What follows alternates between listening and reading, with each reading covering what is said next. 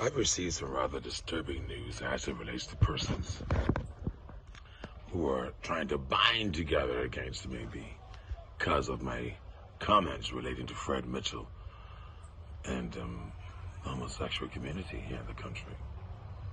Initially I would have said, you're consulting adults, keep your business to yourself, you make your own decisions, XYZ. I have a problem with those persons who are homosexuals who prey on kids. So that's like saying, hey, if you're in the closet, it's okay. But if you're out there in the open, and if you're abusing children, I have a problem. I could say that, but that's hypocrisy. Because the Bible states clearly in the book of Corinthians that such behavior act is an abomination in the eyes of God and punishable by death.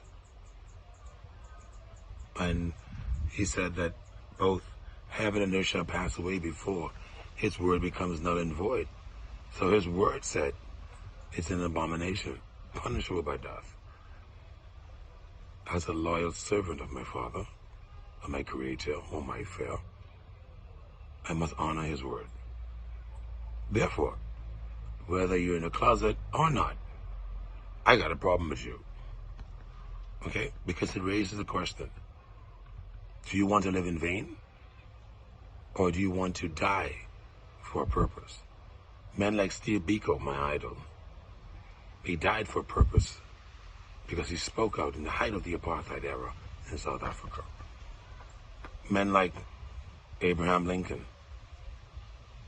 men like John F. Kennedy, Malcolm X, and Martin Luther King.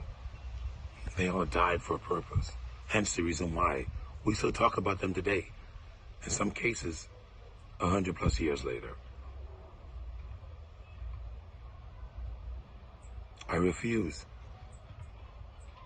to embrace compromise and complicity and passivity and live my life in vain. Instead, I choose to go against the grain of the wood. But I choose to live my life with a purpose. And if living my life with a purpose that's acceptable in God's eyes is a violation or an offense to his created, then so be it. But let it be known, I fear only my Creator, and never his created. And as a result, I choose not to live my life in vain.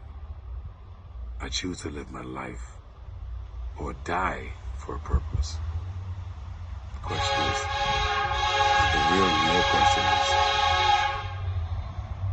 the real question is, what do you intend to do?